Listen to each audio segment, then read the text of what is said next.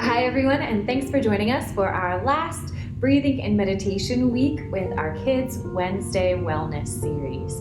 So next week we're going to be practicing our feelings of gratitude as we move through November, and we're going to be practicing some simple affirmations, which are positive words that you can say to yourself to help you think a little more clearly about how you're pretty great.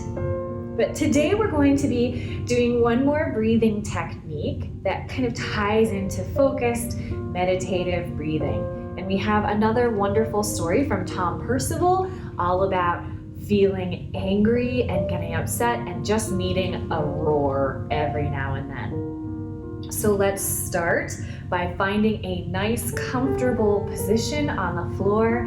I have my legs crisscross. You can sit on a chair, you can even lay down. Just don't fall asleep, all right? So we have Ravi's Roar by Tom Percival. And it was published by Bloomsbury Children's Books.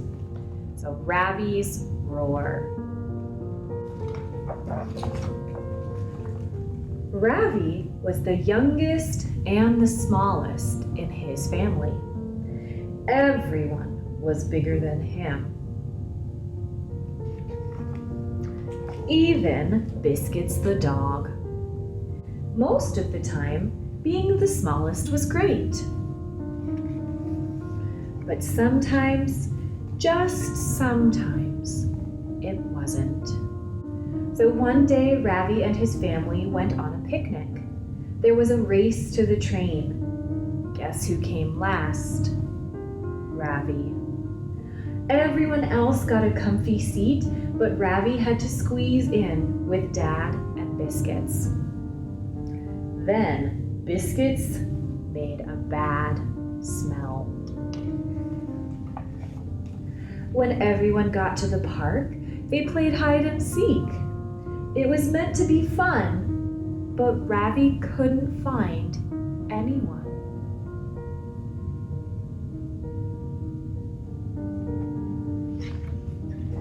At the playground, the monkey bars were too high. The gaps between the logs were too wide.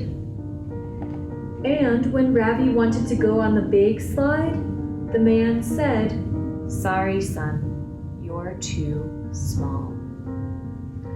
Ravi got so mad that his face turned red.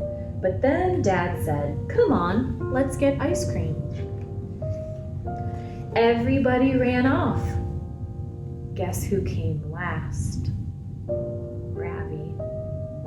And then when Ravi went to get his ice cream, there was none left.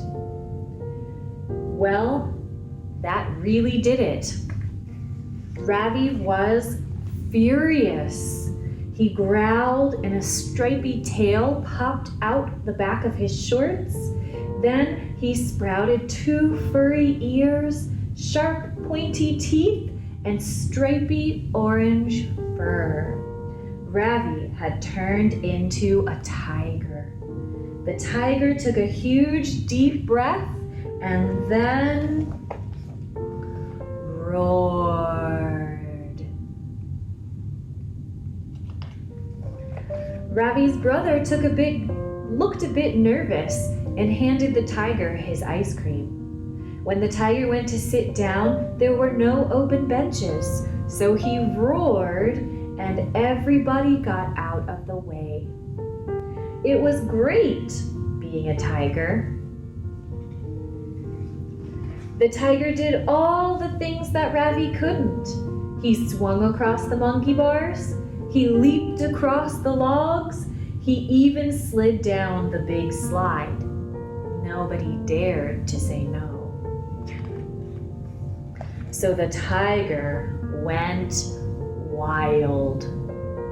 He roared and growled and did exactly what he wanted. But soon, he found that nobody wanted to play with him.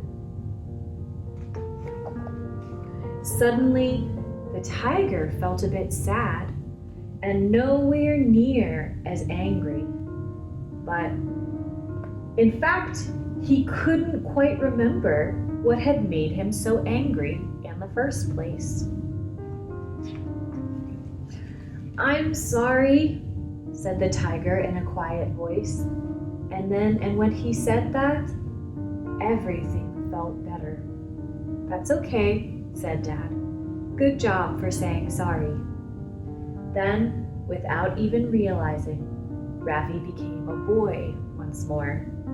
And that was the last time that Ravi ever turned into a tiger.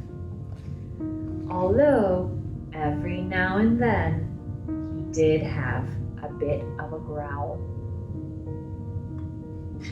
And our story ends with some more information from Tom Percival about different resources for kids. And today we're going to practice a breathing technique inspired by Ravi's roar.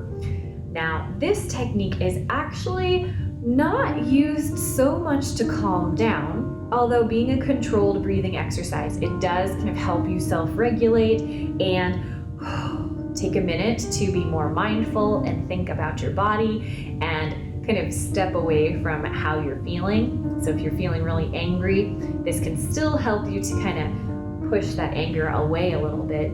But our lion's breath, or roar breathing, is actually a great way to help you kind of feel a little more awake and to be able to focus and concentrate.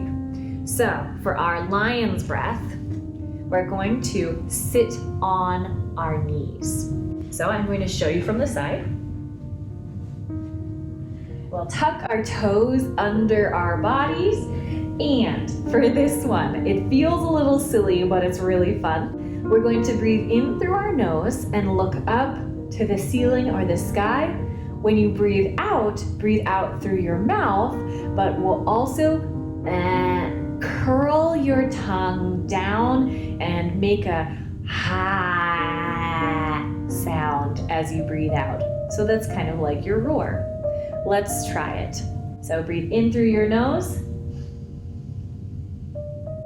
out through your mouth with your tongue.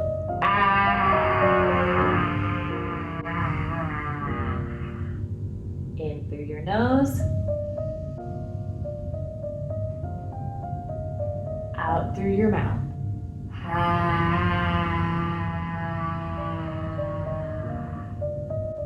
In through your nose,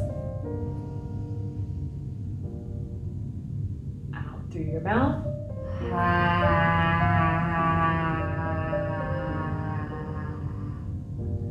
In through your nose, out through your mouth.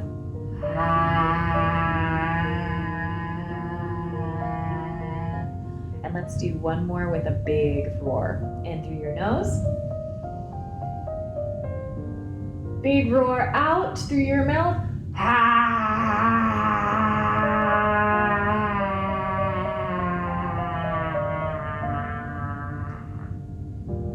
And that is our lion's breath. So we hope that you enjoyed our story today. And we really hope that you learned some good breathing techniques that you can try at home when your little ones are feeling a little upset. So again, all of the techniques that we have been doing are totally adaptable for little ones. Maybe instead of the 5 or 10 breaths that an older child will do, your little one might do 2 to 3 breaths. And that's totally fine. Again, the purpose of breathing and meditation is to take a moment, just a moment if necessary, to check in with your body, to calm down and slow down your breathing, to get more oxygen flowing, and to give yourself some space to know that it's okay to be calm and to rest. So, and part of that is, of course, always being comfortable. And we hope to see you next week as we start our new section with our affirmations and feelings of gratitude. Bye, friends.